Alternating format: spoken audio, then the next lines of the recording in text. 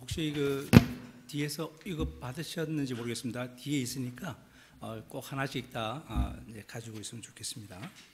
오늘 나중에 설교 중에 이게 이제 많이 활용될 것 같습니다. 펼쳐주시고 이제 주보에 여러분들이 필요한 대로 또 이렇게 또 필기하시면 될 것 같습니다.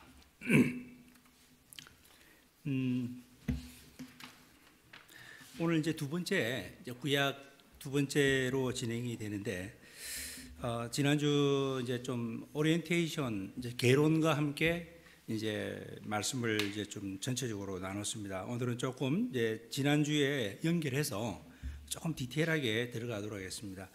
여러분들이 가능한 한 좀 필기를 하면 참 좋을 건데 모르겠습니다. 필기를 안 하시고 가만히 들으시면 되게 힘드실 것 같은데 아무튼 여러분들이 참고하시면 참 좋겠습니다. 우리가 이제 10개 시대를 나눴죠. 10개 시대. 제일 처음에 우리 이제 원역사라고 할 수 있는 창조 시대. 그죠? 원역사라고 할 수 있는 창조 시대. 그리고 두 번째가 뭐죠, 여러분들이? 출애굽기와 또 뭐예요? 광야 시대. 세 번째가 뭡니까? 자, 출애굽과 광야 시절하고 난 다음에 그다음에 뭐죠, 여러분들이? 이제 두 번째가 이제 그거죠. 족장 시대. 네, 빠뜨렸습니다. 세 번째가 출애굽기와 광야 시대. 네 번째가 뭡니까? 예, 정복 시대. 여호수아. 자, 여호수아 정복하고 난 다음에 그다음에 또 뭐죠? 사사 시대. 사사 시대에서 그다음에 이제 통일 왕국, 분열 왕국, 그리고 포로 귀환, 그리고 뭐죠? 이제 침묵 시대. 10개가 이제 나눠지면 되겠습니다. 물론 더 세분화 시킬 수도 있습니다만은 이제 이 성경의 또 구조 여러분들이 집 모양 기억하시죠? 집 모양 이제 집 모양 하나 좀 하나 그려놓고 시작할까요? 자, 여기 좀 그려놓겠습니다. 조그만하게 그릴게요.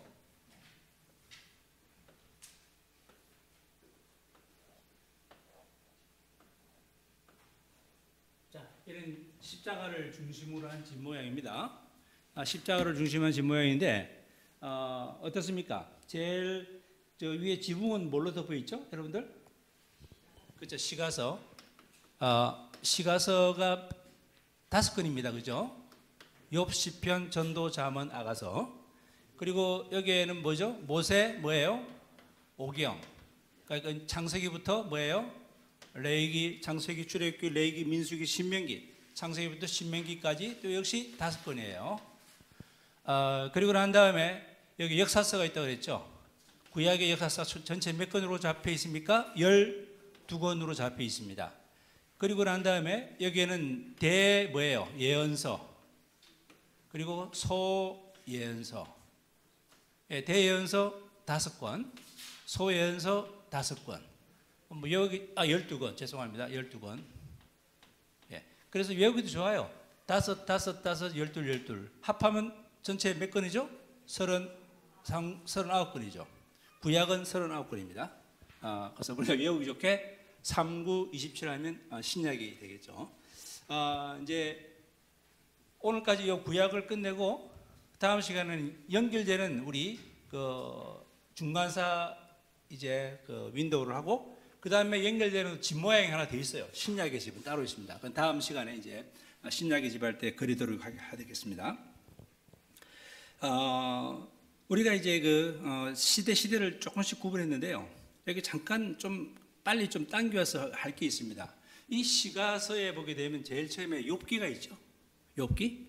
그 욥기가 언제 기록되었느냐? 욥기는요, 이 족장 시대 있죠. 그러니까 우리가 이제 창조 시대 다음에 두 번째가 뭐예요? 족장 시대죠, 그죠? 족장. 이 족장 시대에 이 욥기가 기록되어 있다라는 거죠. 그러니까 이게 욥기는요, 상당히 오래된 책이에요, 여러분들.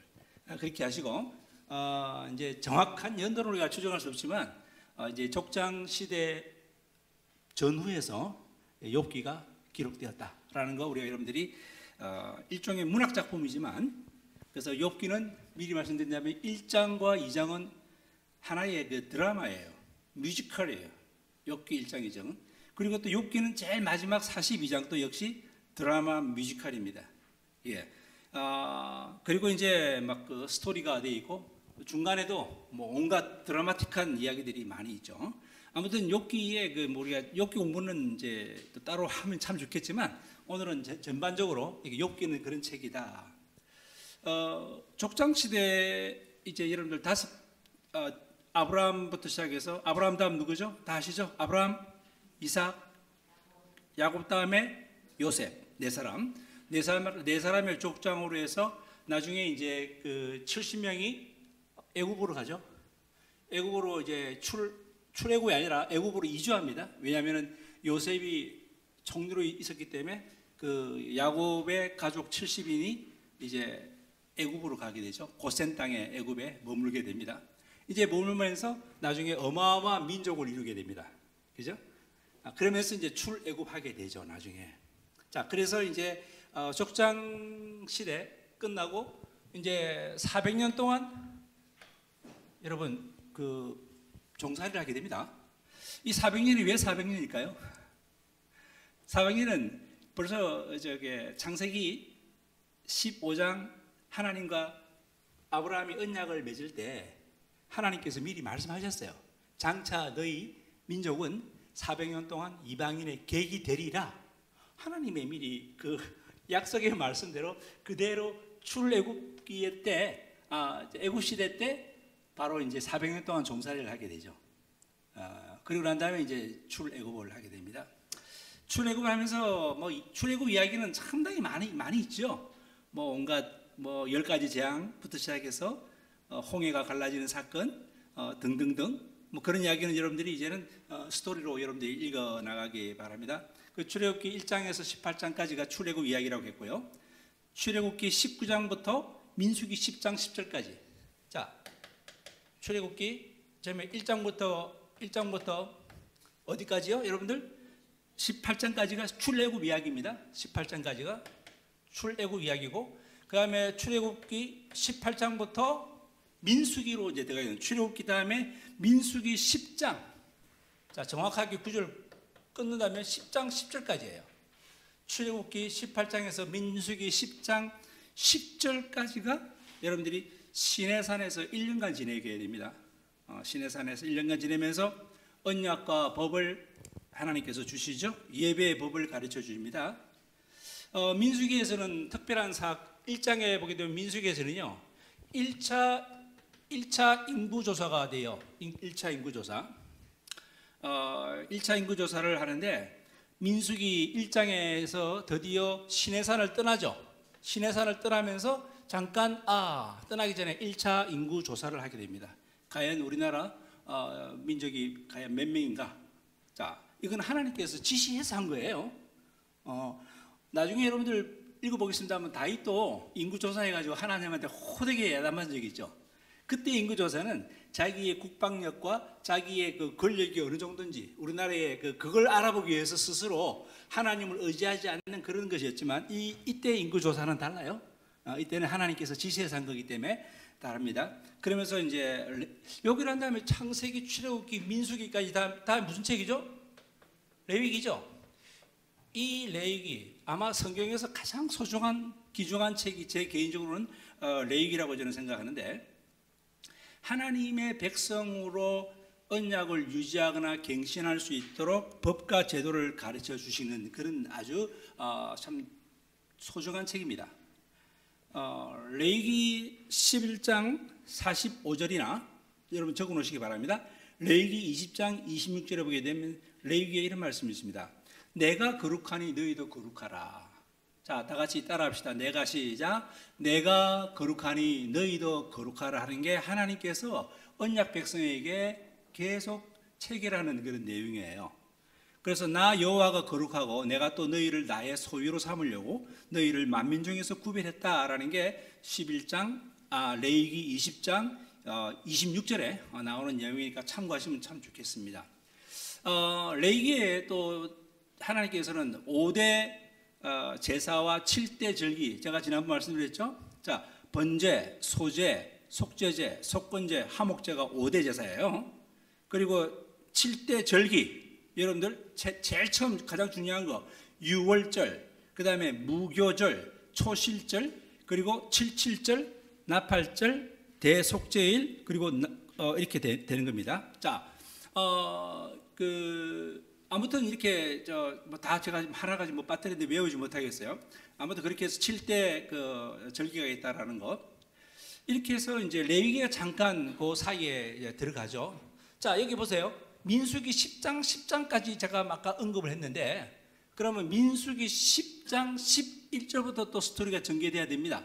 자, 민수기 10장 11절부터 마지막까지. 자, 민수기 10장 11절부터 민수기 36장까지.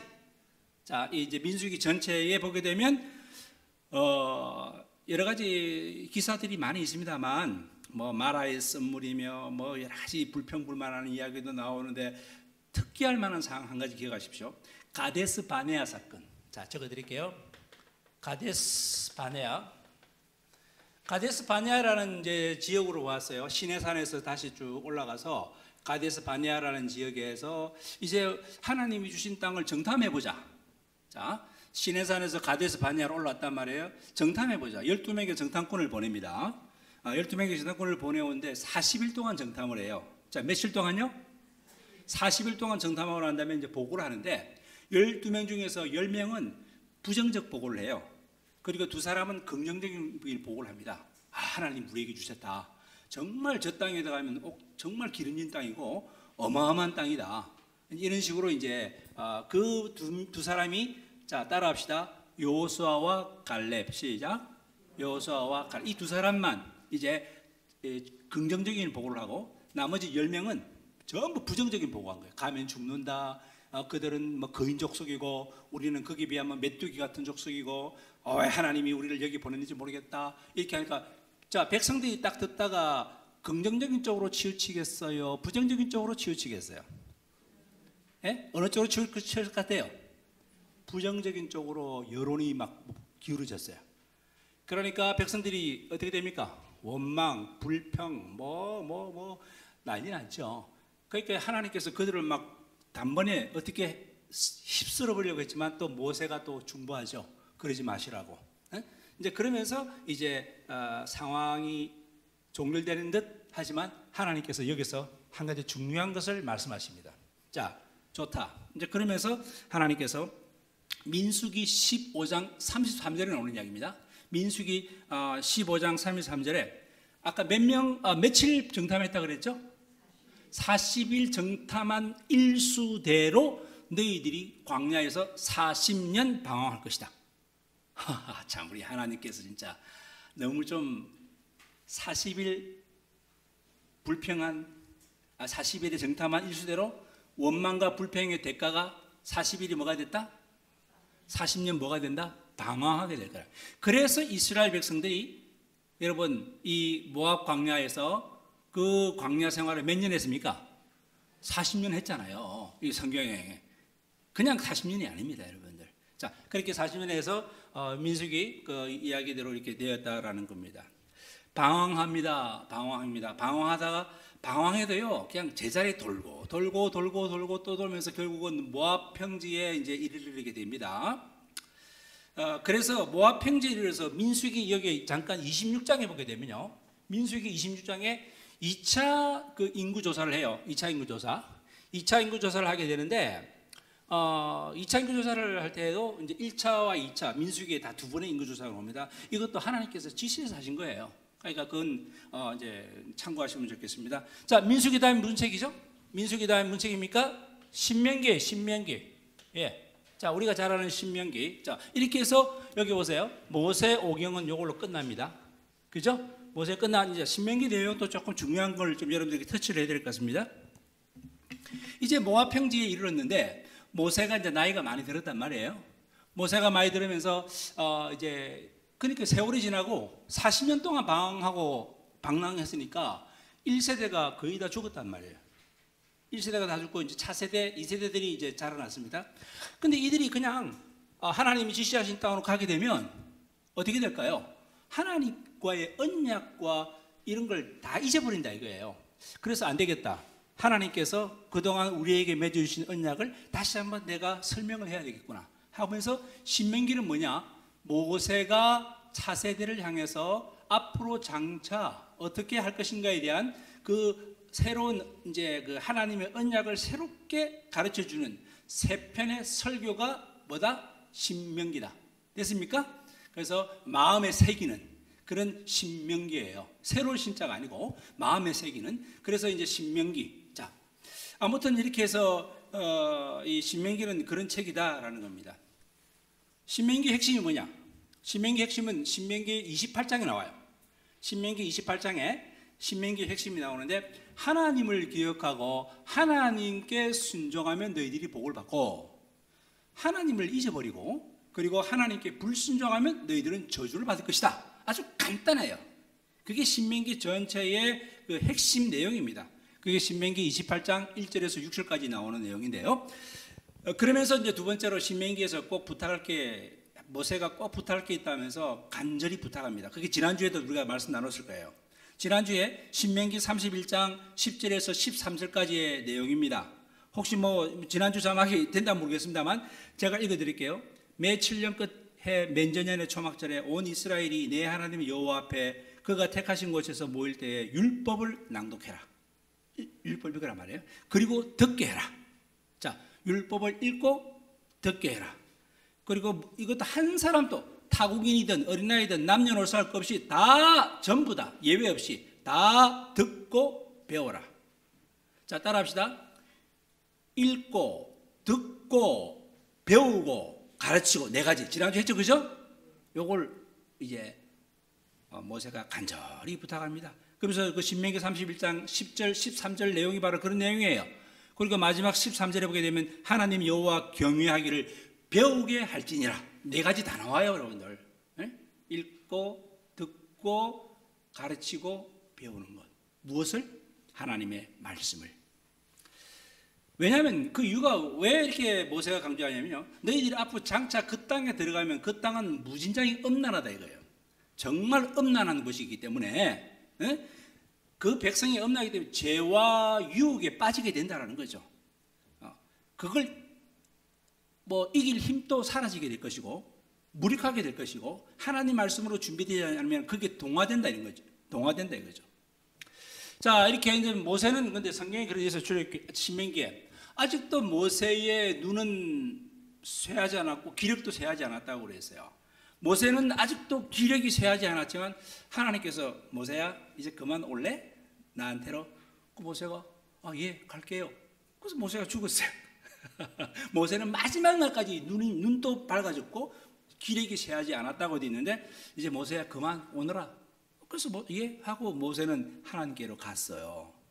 참 멋있죠, 여러분들. 저도 그렇게 갔으면 참 좋겠는데. 자, 아무튼 그래서 모세가 이제 임종 죽게 됩니다. 이제 여러분, 모세가 지금 금방 신명기 그 31장에 그렇게 간곡하게 부탁했던 것, 맨저년에 초막절에 모여서 말씀을 이렇게 읽고 듣고 배우고 가르치라고 했는데, 이걸 이스라엘 백성들이 실천을 했을까요? 안 했을까요? 그 다음에 그냥 짐작으로 말씀해서 했을까요? 안 했을까요?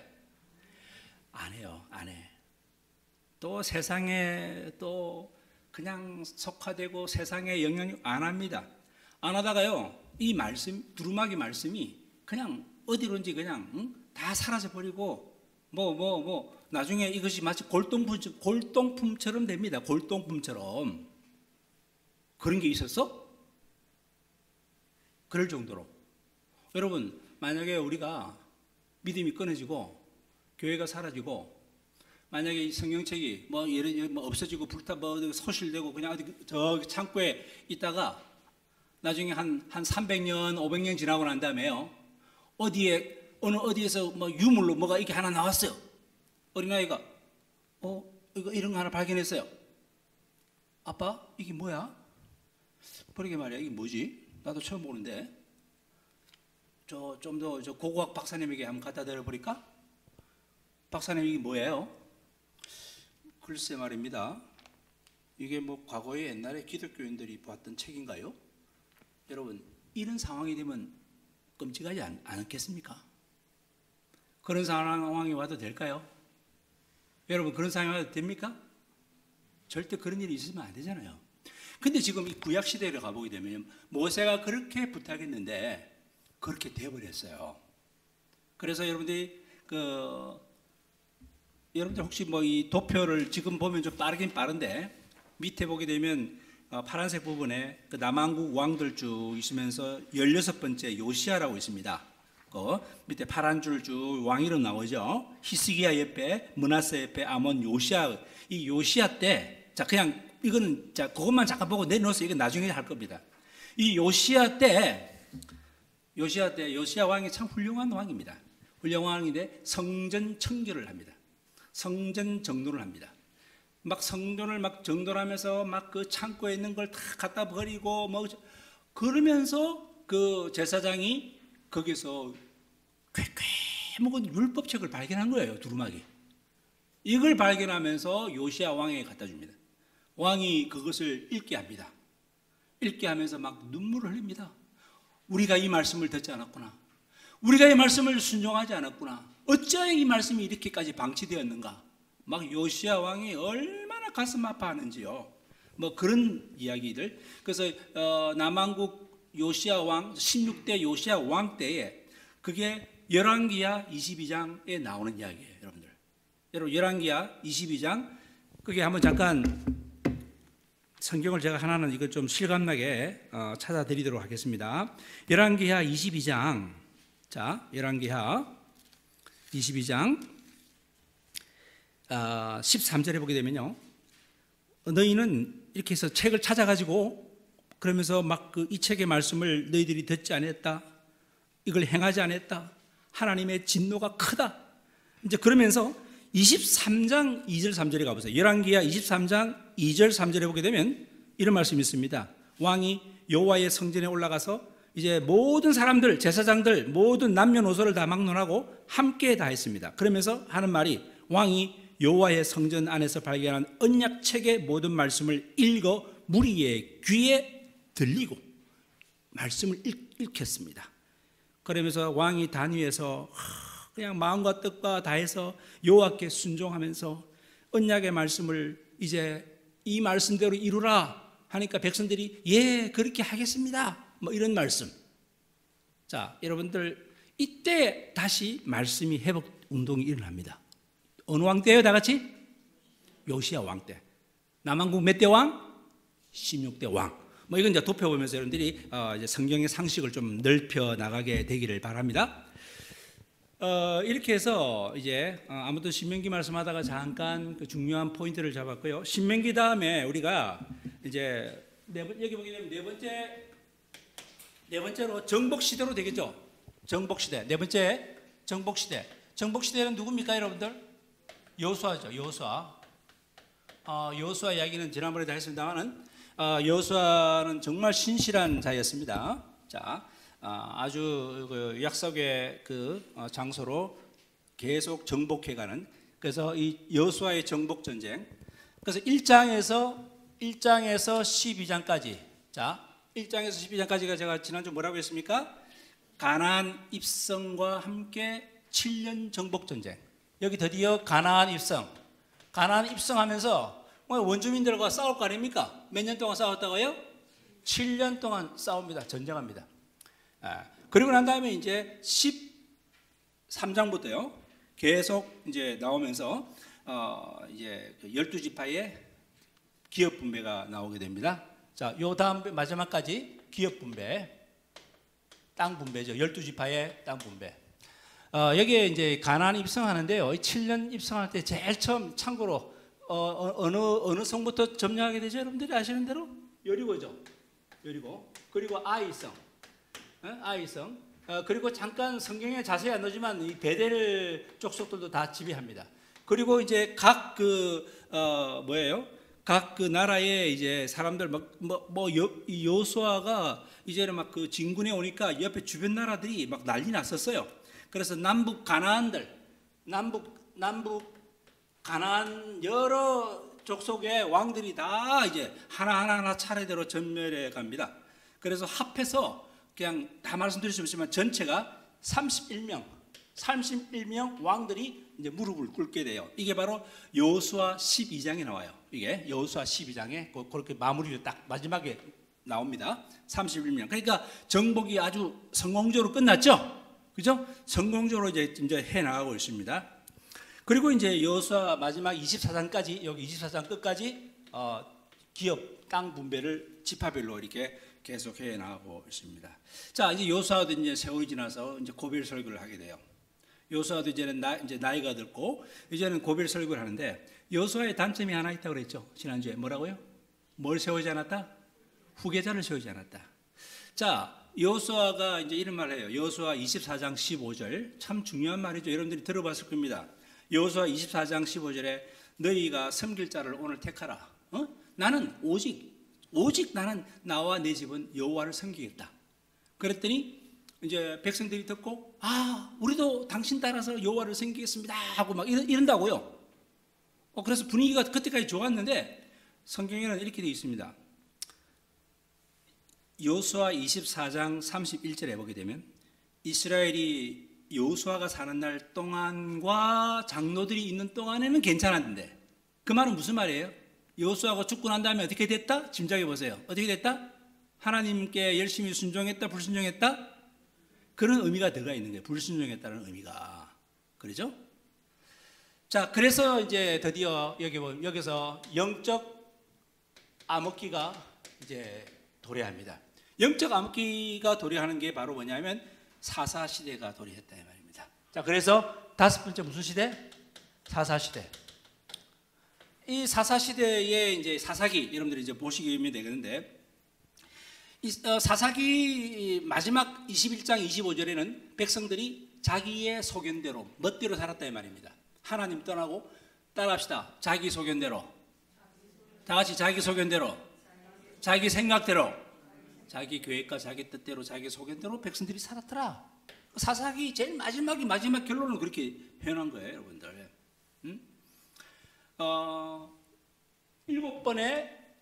일곱 번의 악순환이 반복됩니다. 7번의 악순환이 반복됩니다. 여러분 보세요. 죄를 지었어요. 이제 불순종해서 죄를 지었습니다. 죄를 지으니까 하나님께서 어떻게 했을 것 같아요? 죄에 대한 심판했겠죠. 죄에 대해서 심판합니다. 심판하니까 백성들이 막 무슨 힘들어서 막 그래서 잘못했습니다. 죄송합니다 하고 뭐 했을 것 같아요? 회개했어요.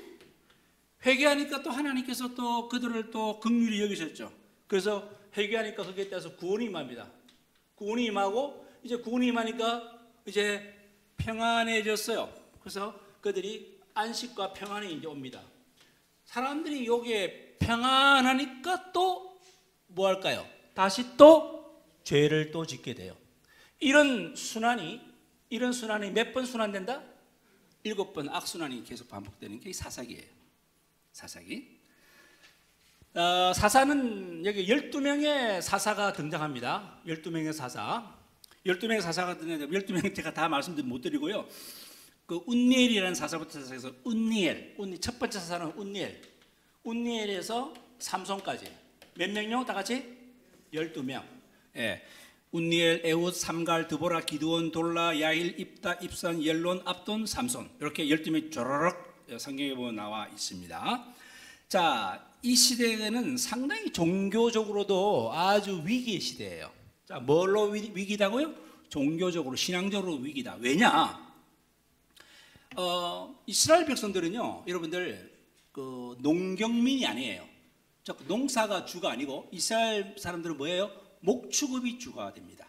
주로 목축업이죠. 양, 염소. 근데 이제 가나안 족속들은 주로 뭐가 주업일 것 같아요? 농사예요. 농사. 그러니까 농경문화. 자, 여기서 참 두 가지. 자, 농경문화와 또 목축업. 자, 이게 큰 차이가 있습니다. 가나안으로 딱 와보니 사람들이 전부 다 농사를 짓거든요. 농사를 지니까 농사에 가장 필요한 게 뭐예요? 뭐예요? 농사에 필요한 게? 해와 비 아니겠습니까? 이 농사가 잘 지어야 되겠다. 정말 풍요로워야 되겠다. 부자가 돼야 되겠다. 풍요와 많은 것, 그래서 여기서 뭐가 생겼습니까? 풍요와 다산. 옛날에는 그 자식을 많이 낳는 게 복이었거든요. 풍요와 다산 같은 말입니다. 그래서 이 풍요와 다산의 신, 소위 말하는 풍요의 신은 바알, 다산의 신 아세라. 그래서 여기서 뭐가 나왔다고요? 바알과 아세라 신. 이 신을 농경문화 사람들은 의지하는 게, 하나님께서 너희들 거기 들어가면 조심해라. 거기 들어가면 뭐예요? 농경문화에 젖어 들어간다. 그렇기 때문에 하나님께서 말씀을 미리미리 당부하세요.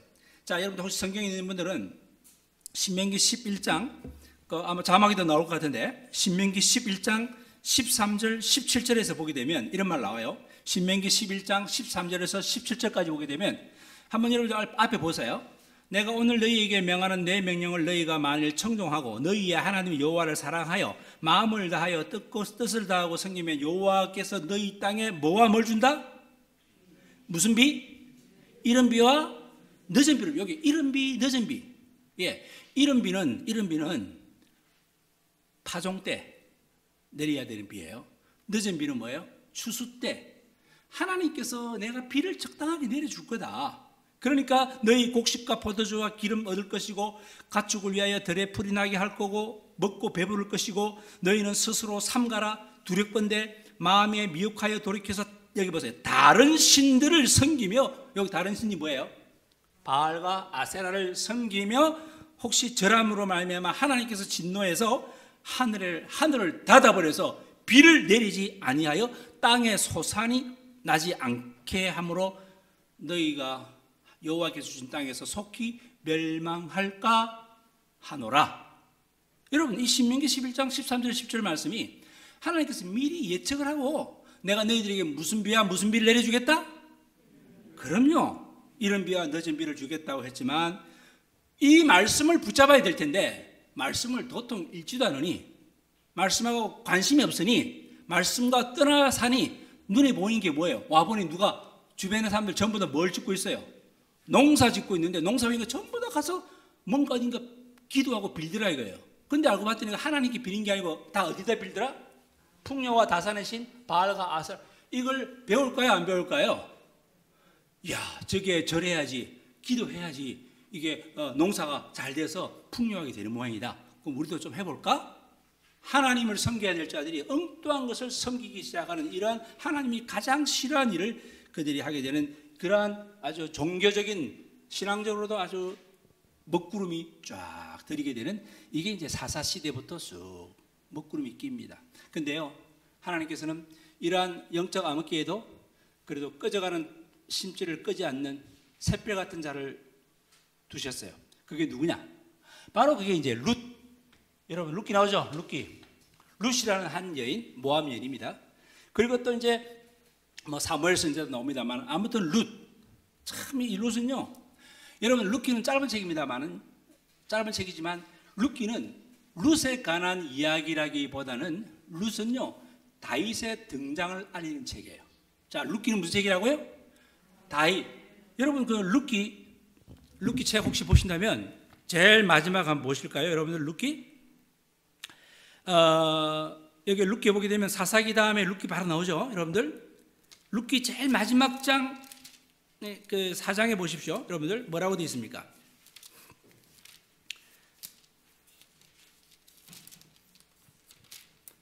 자, 룻기 4장 제가 읽어드릴게요. 여러분들 한번 들어보세요. 살몬은 보아스를 낳고, 보아스는 오벳을 낳았고, 오벳은 이새를 낳고, 이새는 다윗을 낳았더라. 자, 여러분, 룻은 모압 여인입니다. 이방인인데 스토리가 있어요. 스토리가 있지만 생략하고, 나중에 참 하나님의 그 섭리 가운데 보아스를 만납니다. 보아스를 만나서 결혼해서, 여기 보십시오. 살몬은 보아스를 낳았어요. 이 보아스가 누구의 남편이다? 룻의 남편이에요. 그래서 이 보아스와 룻이, 보아스는 누구를 낳았다? 오벳을 낳았다. 자, 룻과 보아스 사이에 난 아들이 누구라고요? 오벳이다. 그리고 또 오벳은 또 결혼해서 아들 낳았는데 누구를 낳았다? 이새를 낳았다. 그럼 이새가 누구냐? 이새가 누구라고요? 다윗의 아버지다. 그러면 룻은 뭐예요? 다윗의 증조모예요. 맞죠? 여러분, 마태복음 1장 아브라함과 다윗과 예수 그리스도의 세계다. 예수님의 족보에 다윗이 나와요. 여러분, 여기에 계보에 들어갑니다. 여러분, 룻은요, 아까 제가 어디 여인이라고 제가 이야기했죠? 모압 여인인데요. 참고로 적어 놓으세요. 신명기 23장 3절에 보게 되면 암몬 사람과 모압 사람은 여호와의 총회에 들어오지 못할지라. 그들에게 속한 자는 10대뿐 아니라 영원히 여호와의 총회에 들어오지 못할지라. 그런데요, 룻은 모압 여인이에요. 그런데 여기에 여호와의 총회에 들어오게 된 그 기구한 운명, 여러 가지 그 스토리, 룻의 이 신앙, 어떻게 모압 여인이 이렇게 이 신앙을 가질 수가 있었을까? 이건 뭔가 룻기 공부해야지 또 제가 말씀드릴 수 있고요. 이런 내용을 볼 때 하나님께서는 이 영적 암흑기에 샛별 같은 한 사람을 보존하셨다. 그게 누구다? 다 같이? 룻이었다. 왜 룻을 샛별 같은 존재냐면 룻을 통하여 앞으로 뭐가 이어진다? 다윗이 연결되고 다윗을 통하여 누가 이 세상에 오신다? 예수 그리스도가 오시기 때문에. 이게 참 성경의 큰 그림을 여러분들이 보시면서 성경을 보시기 바랍니다. 자, 이렇게 해서 이제 룻기 다음에 여섯 번째, 여기 사사시대로 다 들어갑니다. 룻기도. 여섯 번째가 무슨 시대입니까, 여러분들? 통일 왕국 시대. 다 같이 따라해보세요. 통일 왕국 시대. 시작. 통일 왕국 시대입니다. 왕국 시대는 제가 말씀드렸죠. 자, 다 같이 제일 처음에 누구죠? 제일 초대 왕 누구죠? 사울입니다. 두 번째 다윗, 그리고 세 번째 솔로몬입니다. 이제부터 여러분들이 요거 조금 보셔도 돼요. 지금부터 이제 보셔도 됩니다. 여기 보시게 되면 사울과 다윗과 솔로몬 제일 왼쪽에 보면 나와 있죠. 여기 왼쪽에. 자, 이걸 참고하시면 이제 이때는 참고하시면 되겠습니다. 40년 이렇게 해서 나오는데 잠깐 이제 요건 참고하시고 책을 보시죠. 책. 사무엘상이 있습니다. 그리고 또 다음에 사무엘하가 있습니다. 사무엘상, 사무엘하 다음에 무슨 책이죠? 열왕기상, 열왕기하 있습니다. 자, 여기 열왕기상 그리고 열왕기하 이렇게 네 개로 일단 역사서가 이렇게 딱 네 개가 버티고 있습니다. 사무엘상은 사무엘 이야기도 잠깐 나오지만 주로 누구에 대한 이야기다? 사울왕 40년에 대한 이야기예요. 여러분, 사무엘상은 주로 무슨 이야기다? 다 같이? 사울왕 몇 년?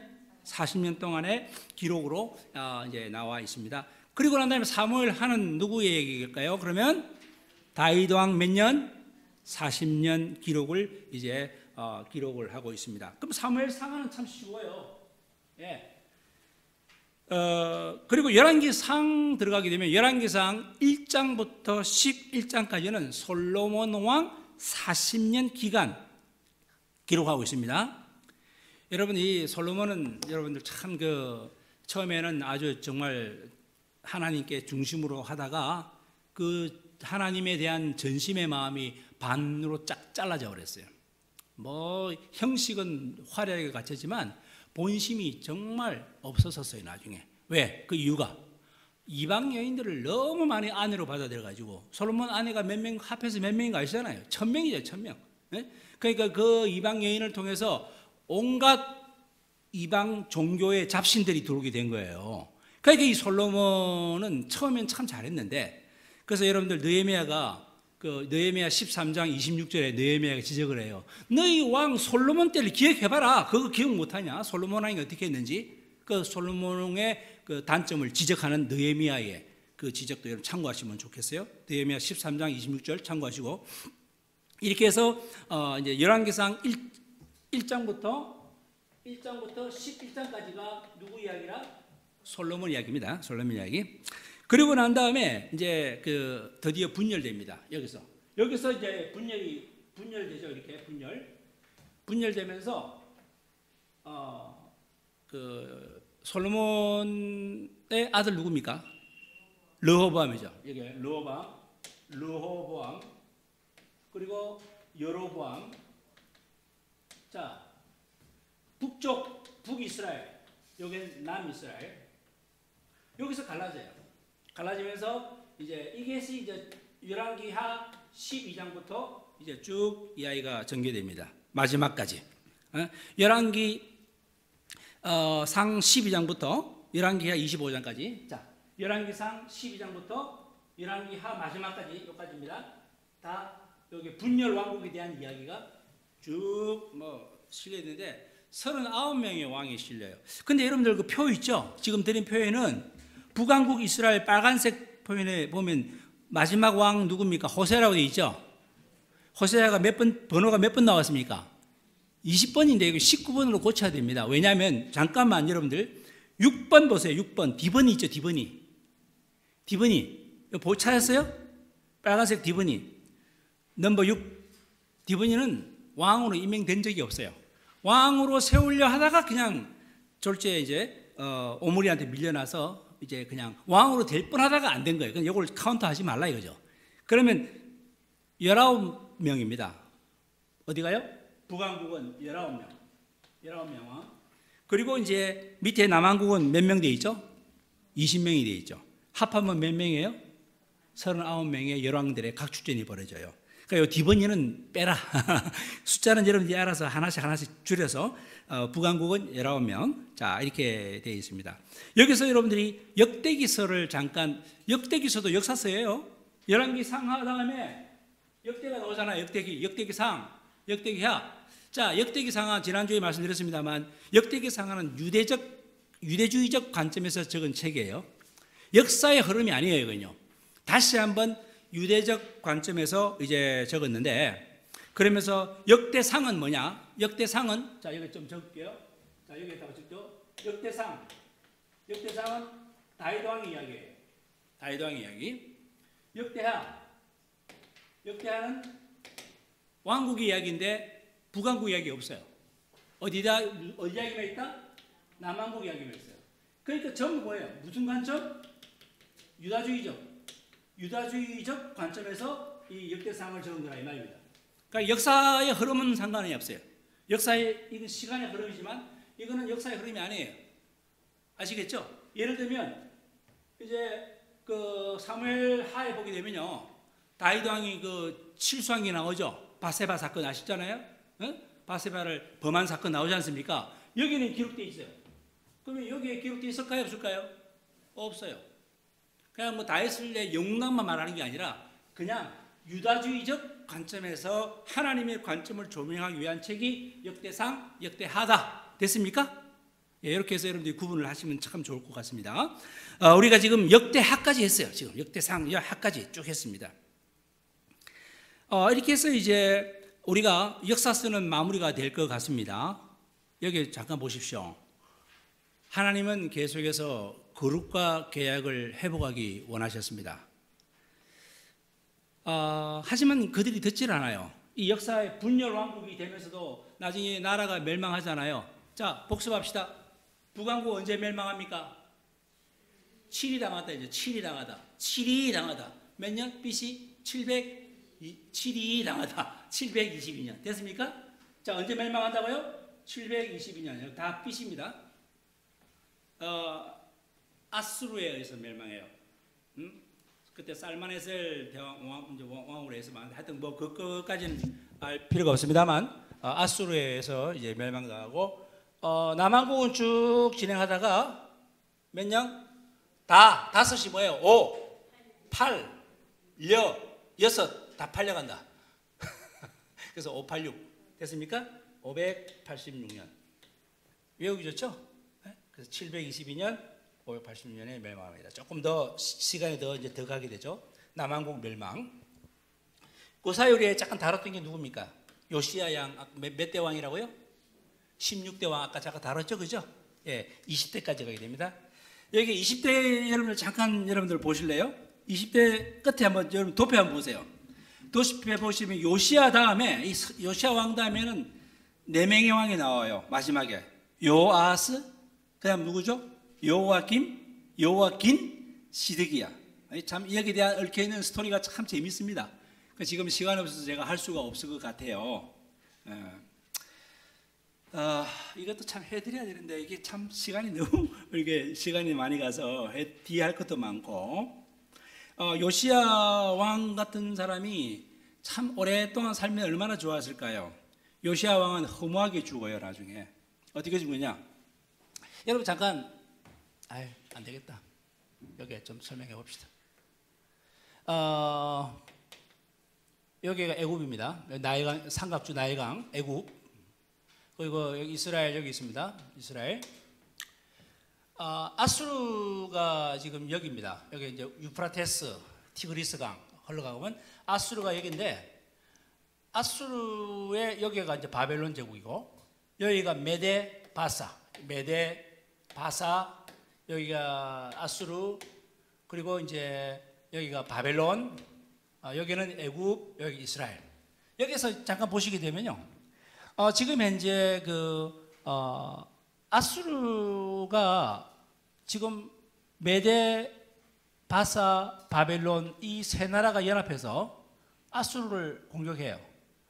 아수르가 공격해서 지금 원래는 아수르 도시가 니느웨라는 도시가 여기인데, 니느웨에서 얼른 피신하게 돼요. 그래서 수도를 옮깁니다. 옮기는 것이 어디냐면 그 유명한 갈그미스라는 곳이 있습니다. 갈그미스로 옮기게 돼요. 여러분 참고를 한다면 여기가 우르가 여기 있고, 갈대아 우르, 아브라함이 이제 떠난 곳, 그리고 여기가 하란입니다. 여기 이스라엘 이렇게 가죠. 그건 이제 참고를 하시면 되겠고, 지도를 여러분들 설명하기 위해서. 그런데 이 연합군들이 아수르가 자꾸 밀리니까 이러다가 여기 애굽 나라가 이것들 봐라, 이거 우리한테 위태롭다. 그래서 애굽이 군대를 이끌고 갈그미스로 올라갑니다. 갈그미스로 여기를 아수르를 돕기 위해서. 그래서 아수르와 애굽이 연합해서 이 세 연합군을 전쟁이 나는데 누가 이겼을 것 같아요? 집니다. 그래서 이 바벨론, 이 메데바사가 이깁니다. 그래서 처음에 올라갈 때 이 이스라엘을 거쳐야 되잖아요. 요때가 어느 왕 때냐면 요시야 왕 때예요. 요시야 왕 때. 우리 지금 선한 왕. 요시야 왕이 애굽 너희들 좀 지나갈게. 우리 좀 길 좀 터주라. 요시야 왕이 no, 싫다. 버텼어요. 그래가지고 애굽하고 이쪽에 이스라엘이 먼저 전투가 붙었네요. 여기서 그냥 허무하게 요시야가 죽어버려요. 여기서 그냥 좀 길 좀 터주지, 그냥 좀 더 오랫동안 통치했으면 좋겠는데. 자, 이런 역사적인 배경이 있습니다. 그렇게 해서 나중에 갈그미스도 이들이 지고 이제 바벨론이 점점 확장되고, 그래서 바벨론은 나중에 아수르에게 멸망당하잖아요. 그래서 722년 멸망당할 때 아수르는 어디에서 멸망당한다? 바벨론에서 멸망됩니다. 자, 이렇게 대강 참고하시면 좋겠습니다. 나중에 바벨론도 물론 멸망해요. 바벨론 나중에 이제 페르시아, 여기 바사라는 게 페르시아거든요. 페르시아가 지금 오늘날의 이란이잖아요. 이란. 그죠? 이게 나라가 나중에 커져가지고 나중에는 이 바사, 페르시아의 고레스 왕, 이런 여기 나옵니다. 이제 결국은 바벨론을 또 멸망돼요. 그건 나중에 되어질 이야기인데요. 자, 지금 제가 이스라엘 왕 요시야 이야기를 하면서 조금 보충 설명을 해드렸습니다. 아무튼 이런 시대에 제가 아마 선지자들이 등장을 해요. 여러분, 왕들로서는 하나님께서 왕정제도를 원하셨습니까? 안 원하셨습니까? 원하지 않아서 하나님 오로지 신정정치를 원하셨지만, 하도 그들이 왕을 달라 하니까 사무엘 보고 야야야 왕 허락해 주라. 그래가지고 왕이 된 게 사울, 다윗, 솔로몬부터 이렇게 39명의 왕들이 쫙 나오게 된 거예요. 난리 엉망진창이 된 거죠. 자, 이럴 때 왕으로서만은 안 돼. 하나님께서는 그래서 왕들만으로는 부족하니 하나님께서 조치를 취하겠습니다. 누구를 보냈죠? 다 같이? 선지자를 그래서 보낸 거예요. 여러분들, 선지자. 그래서 이 왕을 올바로 세우기 위해서 선지자가 그 견인 역할을 해주게 하기 위해서 보냈습니다. 선지자들의 목소리가 커졌다. 그 말은 무슨 뜻일까요? 나라가 안정됐다, 불안정됐다? 그럼 불안정한 거예요. 선지자들이 목소리가 커졌다는 것은 왕들이 정치를 잘 못했다라는 것입니다. 그래서 여러분들 이 도표를 보시게 되면요, 자, 도표를 한번 보세요.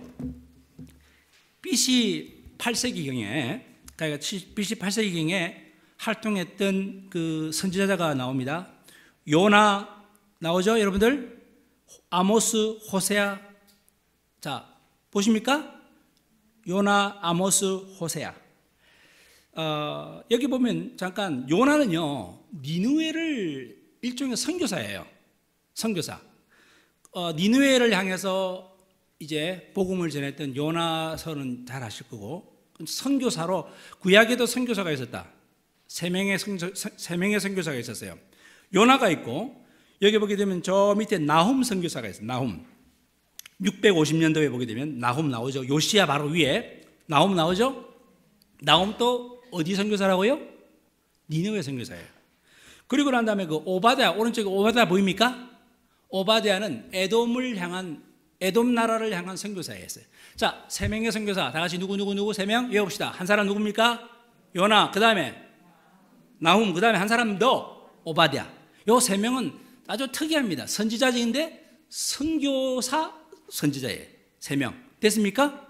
자, 이렇게 여러분들이 아시면 좋겠고요. 잠깐 여기 아모스, 호세아. 아모스의 메시지가 뭡니까? 여러분들이 아모스 5장 24절에 보게 되면 정의를 물같이 공의를 하수같이 이런 말 나오잖아요. 정의와 공의. 아모스의 메인 메시지는요, 정의와 공의를 부르짖었던 선지자입니다. 그리고 호세아는, 여러분들, 호세아는 그 인애와 사랑이에요. 호세아가 누군지 아시죠? 아주 음탕한 여인을 아내로 맞이해서 끝까지 하나님의 사랑을 보여주고 인애하심과 사랑을 보여주는, 그게 호세아서의 메시지예요. 인애와 사랑. 이사야는 뭡니까? 이사야 선지자의 메시지는 하나님과 제발 좀 동행해라. 하나님과 동행해라. 자, 다시 한번. 아모스는 뭐라고요? 아모스의 메시지는 뭐라고요? 공의, 정의. 네? 그 다음에 호세아의 메시지는 뭐라고요? 호세아는 뭐예요? 인애와 뭐예요? 사랑. 그 다음에 이사야의 메시지는요, 하나님과의 뭐예요? 동행. 자, 여기 보세요. 그런데 한 사람 더 있죠, 아직까지. 누가 있습니까? 한 사람 더. 미가 선지자가 나와요. 미가 선지자. 여러분들, 미가가, 여러분 지금 현재 제가 뭘 말씀드려요? 8세기의 선지자를 말하고 있어요. 여러분 덮어보시면 아모스, 호세아, 이사야, 미가 지금 다 보고 있습니까? 이 네 명. 이 도표로 보셔야 돼요. 도표, 여러분, 도표. 이 도표 없는 분들 뒤에 가져오시라니까요. 도표 안 보면 지금 무슨 말인지 못 알아들어요, 여러분들. 도표 보시면 아모스, 호세아, 이사야, 미가 나옵니다. 이 네 사람의, 다시 아모스, 호세아, 이사야의 이 각각의 주된 메시지를 종합적으로, 이걸 종합적으로 선포한 자가 누구냐? 이게 바로 미가 선지자예요. 미가. 그래서 여러분들, 미가 선지자, 미가서 6장 8절 한번 보실까요, 여러분들? 미가서 6장 8절 자막에 나옵니다. 보세요, 다 같이. 자, 사람아, 앞에 보세요. 사람아, 주께서 선한 것이 무엇임을 내게 보이셨나니. 자, 그 다음에 여호와께서 내게 구하시는 것은 오직 뭐예요? 첫째, 정의. 여기 나오죠.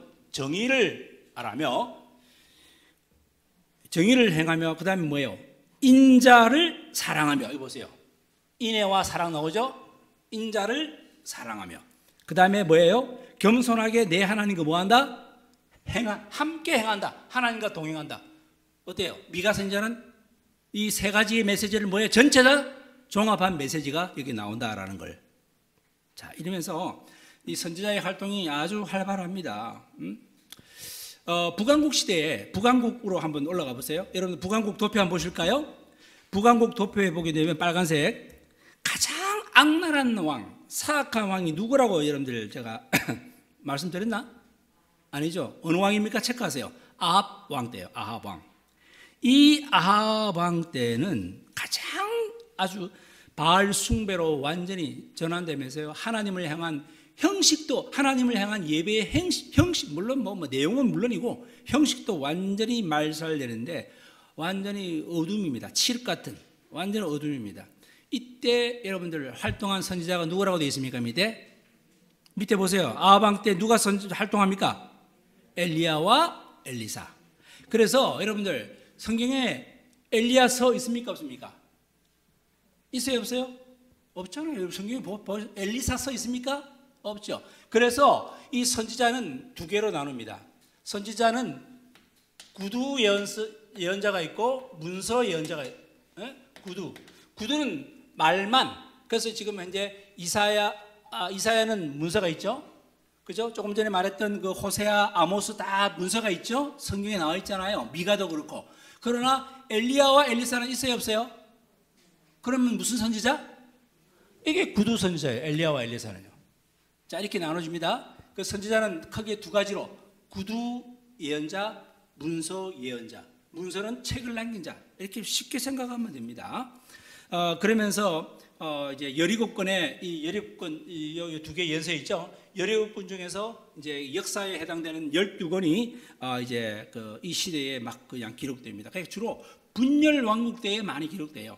그러니까 아합 시대에는요, 아주 가장 악랄한 이때는 문서가 없는, 그러니까 엘리야, 엘리사가 활동을 해서 아주 활동이 아주 대단했잖아요.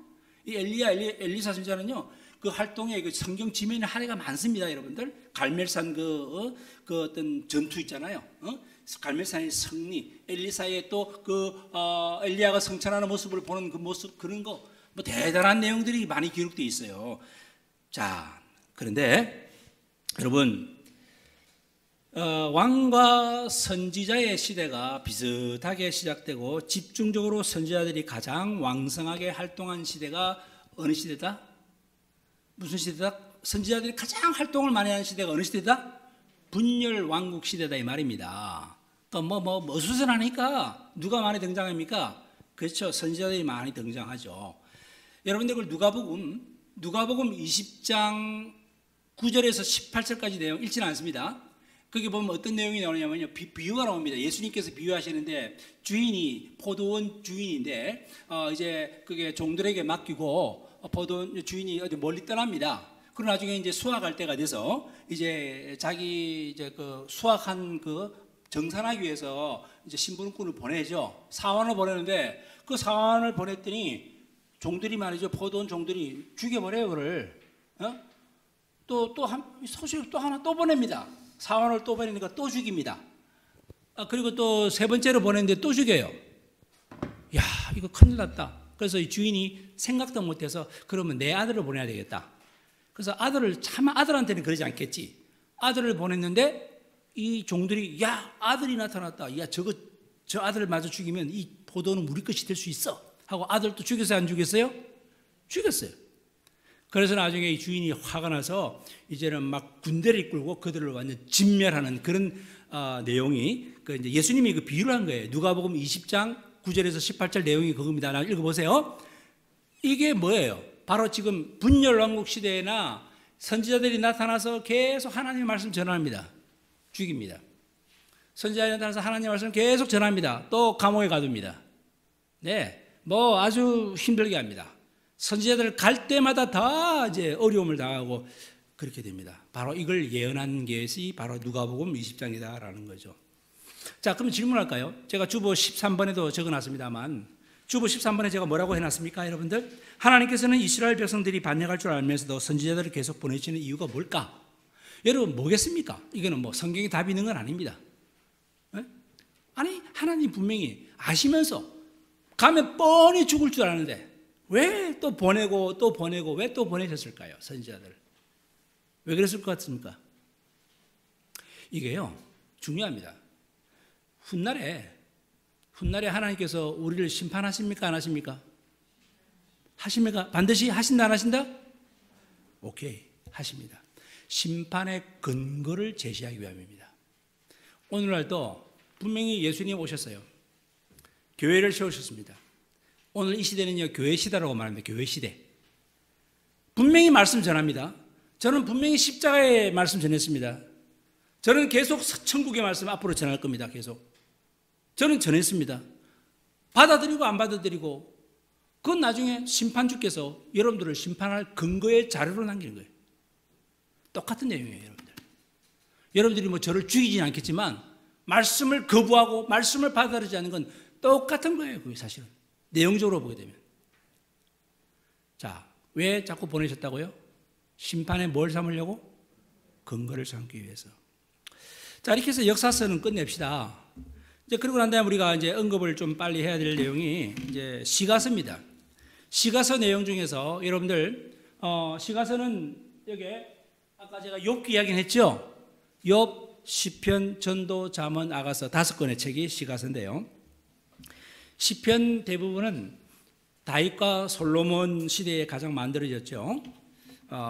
그동안 역사적으로 내려왔던 시편을 편찬 집대성한 과정은 주로 다윗과 솔로몬 시대에 되어진 건데요. 솔로몬은요, 문헌을 보게 되면 성경에 나와 있지 않아도 일반 문헌에 보게 되면 솔로몬은 3,000개의 시를 지었어요. 몇 개요? 아주 그 문학적인 왕이에요. 감성이 3,000개의 죄송합니다. 잠언 기록이 3,000개고 시를 1,500편을 지었습니다. 자, 다시 교정할게요. 이 잠언에 대한 그런 잠언서에 있는 내용 말고 이 교훈록을 3,000개를 적고 시를 1,005개 지은 걸로 문헌에 나와 있습니다. 그런데 성경에 기록된 것은 딱 2개밖에 없어요. 딱 2개밖에 없어요. 근데 다윗은 말이죠. 예. 시를 쓰고 노래하는 것마다 다 성경에 거의 다 기록돼요. 예? 참 대단하죠. 그래서 시편이 전부 150편 중에서 다윗의 시가 다윗의 이름으로 저자가 된 것이 76편이 됩니다. 많죠, 그죠? 절반 이상이잖아요. 그리고 난 다음에 또 우리가 시편을 보게 되면 아삽의 노래다라고 나와 있는 게 있어요. 이 아삽의 노래라고 나와 있는 게 이건 누구냐면 아삽은 다윗의 궁중 악사들이에요. 그러니까 따지고 보면 직접 간접적으로 다 다윗이 이 시편을 거의 다 지었다 해도 과언이 아니죠. 물론 그 중에서 가장 오래된 시편 중에서 가장 오래된 시편은 뭐냐면 시편 90편입니다. 그게 바로 뭐냐면 모세의 노래예요. 그건 모세가 지은 시죠. 가장 오래된 시예요. 자, 가장 오래된 시편 어느 거 뭐라고요? 시편 몇 편? 90편. 저자 누구다?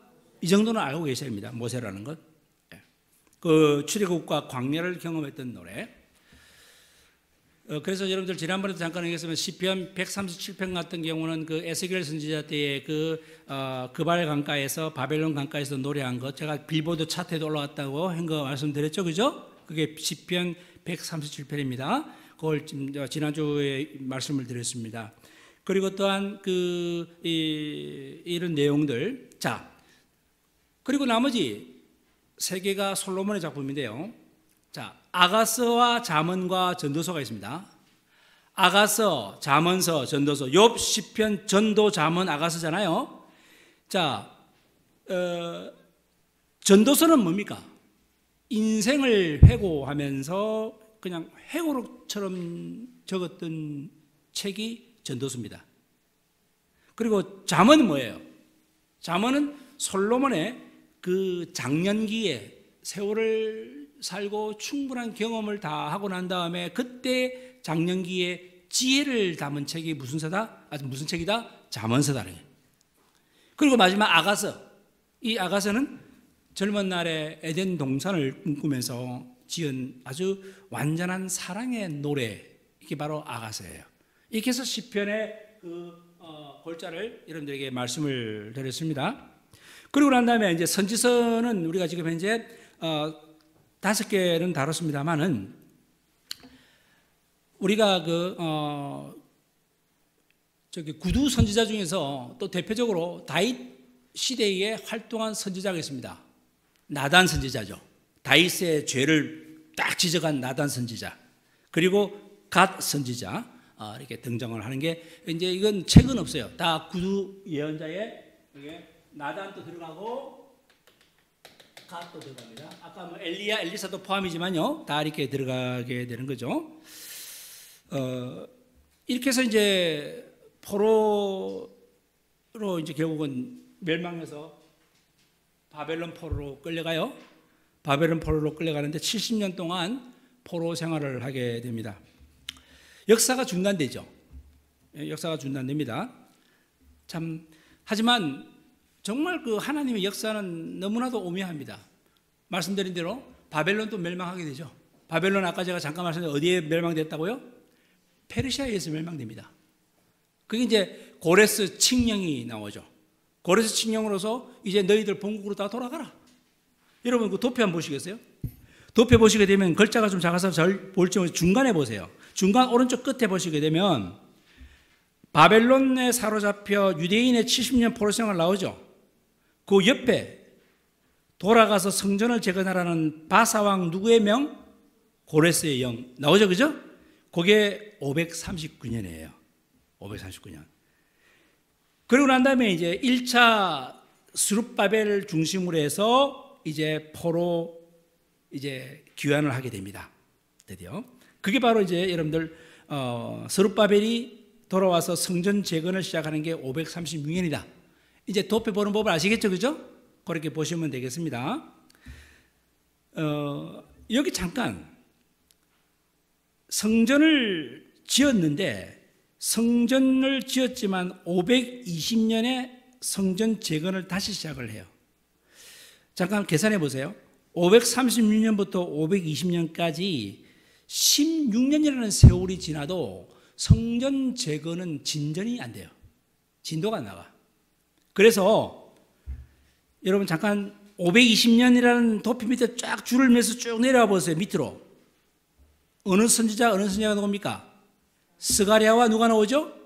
학개 선지자가 나와요.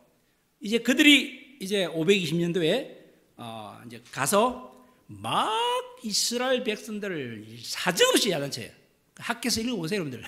학개서 읽어보면요, 너희들은 말이야 레바논 백향목 집에서 거하면서 하나님의 집은 이렇게 완전히 너덜너덜한 판잣집에 있게 하느냐. 막 학개가 야단을 막 쳐요. 막 몰아붙입니다. 그게 학개서예요. 응? 그러면서 여러분 위에 보세요. 520 성전 완성이 몇 년이라고요?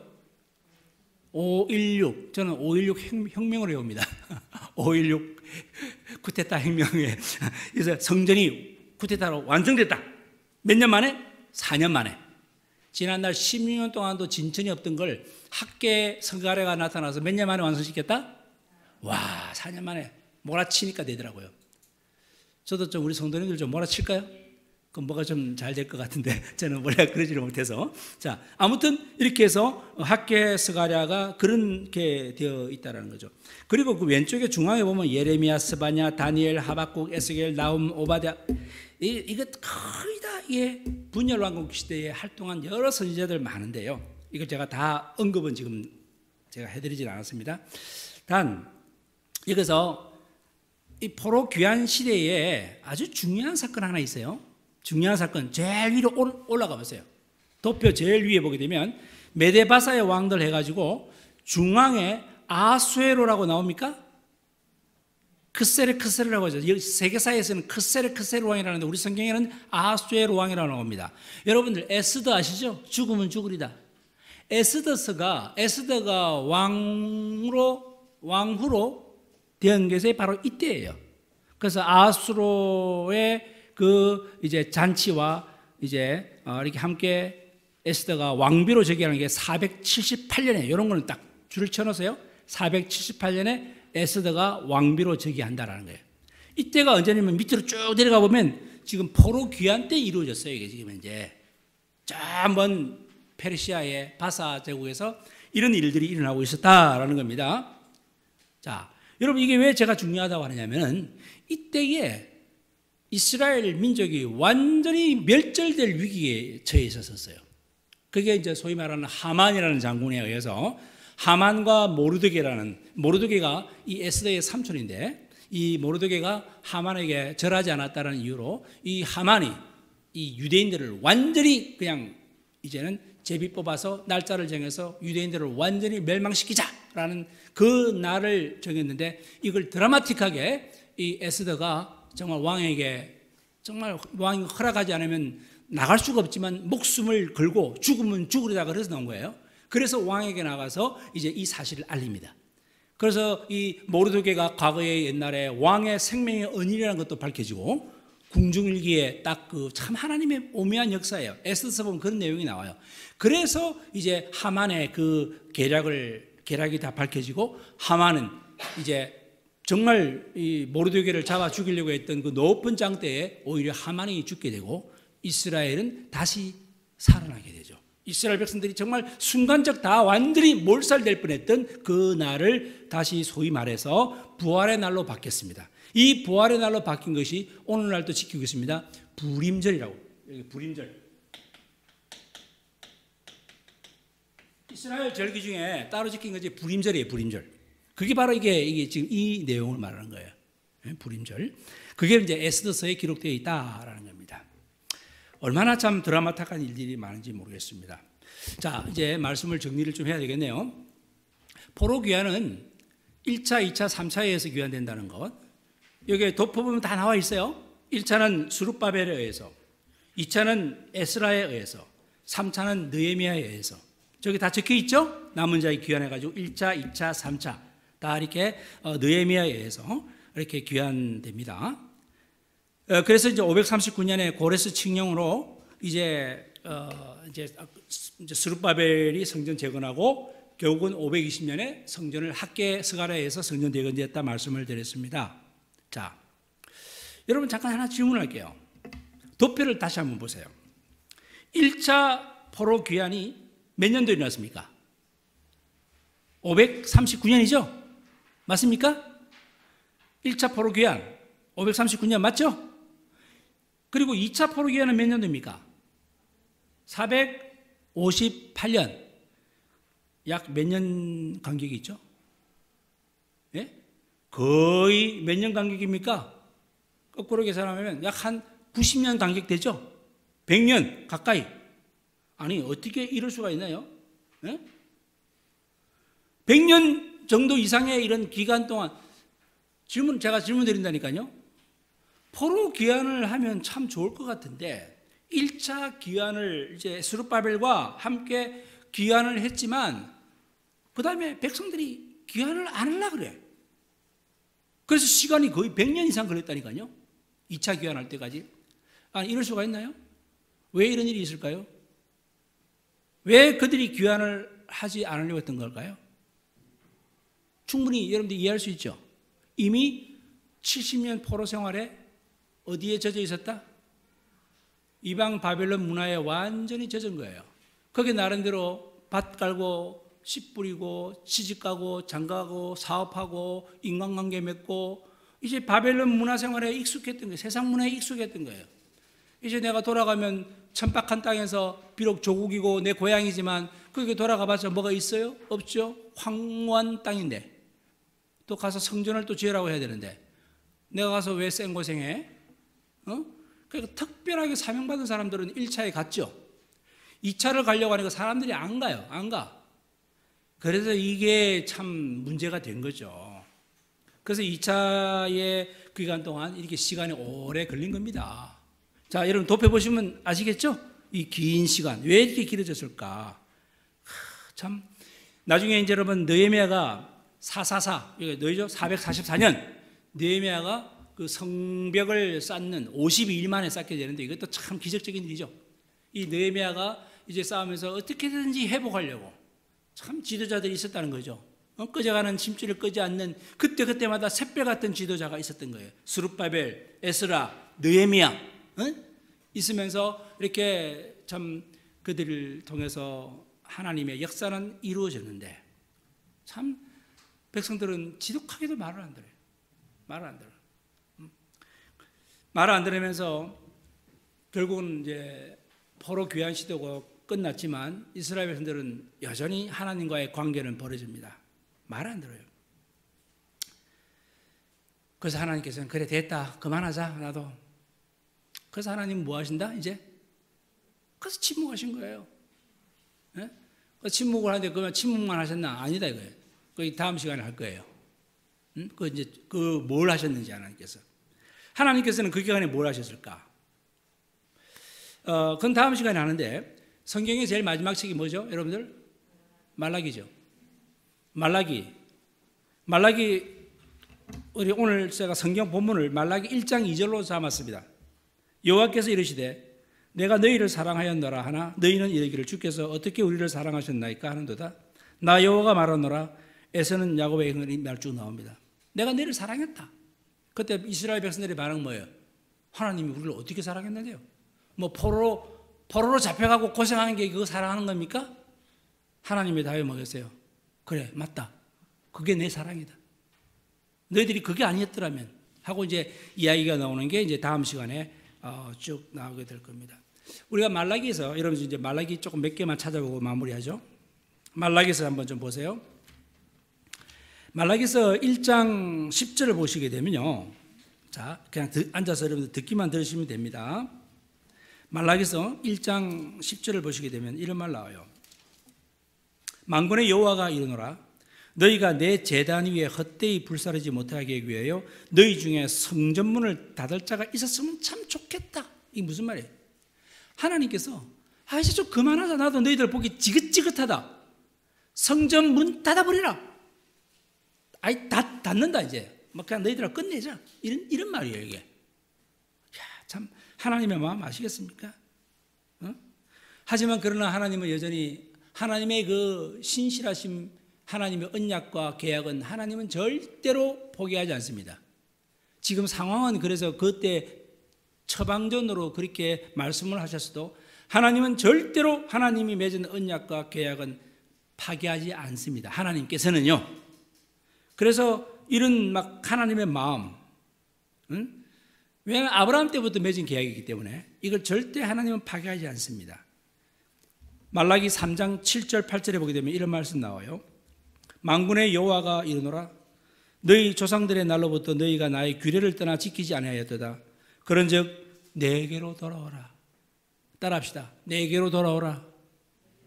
하나님께서 내게로 돌아오라. 그러면 나도 너희들에게 돌아가겠다. 보세요. 하나님께서 야 문 닫으라. 그냥 보기 싫다. 하지만 또 하나님의 마음으로는 내게로 돌아와. 그래야지 내가 너희들에게 갈 거 아니니. 그랬더니 또 보세요. 이스라엘 백성들이 뭐라고 했냐면 우리가 어떻게 하여야 돌아가겠습니까? 라고 이렇게 이야기해요. 그냥 돌아오라 하면 뭘 어떻게 회개하고 돌아오면 되지요.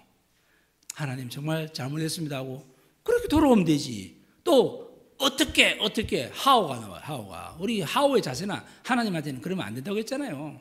그냥 내 순종 이렇게 해야 되는데 참 우리가 이 마지막 말라기는 나의 사자라는 별명을 가진 선지자인데요. 하나님께서 말라기 선지자를 통해서 마지막까지 하나님께서는 회복을 부르짖고 있습니다. 회복을 하나님은 끝까지 참으십니다. 이제는 하나님께서는 이제 정말 안 되겠구나. 잠시 내가 좀 침묵할 필요가 있겠구나. 그래서 하나님께서는 침묵하셨습니다. 성도님들, 하나님의 집 성전이 무너지고 하나님이 쓰시는 기명이 다 탈취가 되고 이런 것들 보게 되면요, 사실 하나님의 자존심이 완전히 땅바닥에 떨어진 거예요. 하나님의 자존심은 이방 사람들에게서 완전히 무너진 거예요. 그럼에도 불구하고 하나님은 우리를 사랑하셔서 그래도 하나님은 당신의 이름이 완전히 땅바닥에 그냥 이렇게 나 뒹굴어도 하나님은 계속 우리와의 언약을 신실하게 지키시려고 돌아오라 돌아오라 지금도 말씀하고 계십니다. 하나님의 사랑. 그렇습니다. 구약을 보게 되면요, 여기는 완전히 하나님의 사랑의 책이에요. 구약은요, 하나님의 희생이 있고 하나님의 헌신이 있고, 근데 우리는 뭡니까? 계속 우리는 엉뚱한 것을 추구하고 있지 않습니까?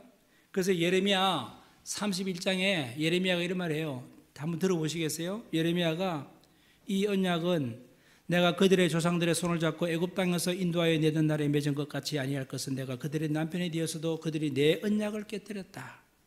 여호와의 말씀이다 하면서 하는 말이, 나는 이제 너희들 과거에는 내 언약을 너희들이 그렇게 취급했지만 이제 지금 내가 너희들이 주는 언약은 너희들이 마음에 기록한다.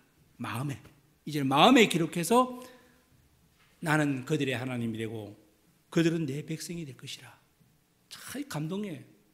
하나님은 계속 우리의 마음에다가 이 언약을 심어주기 위해서 나는 너희들의 하나님이 되고 너희는 나의 하나님이, 나의 백성이 되고, 그렇게 해서 이 사랑의 확정을 맺어나가시는 말라기 때까지 하나님은 이제는 침묵을 하셔서 다음 주에는 그 중간기를 보겠습니다만 하나님의 마지막 마음은 그렇지 않았다는 거죠.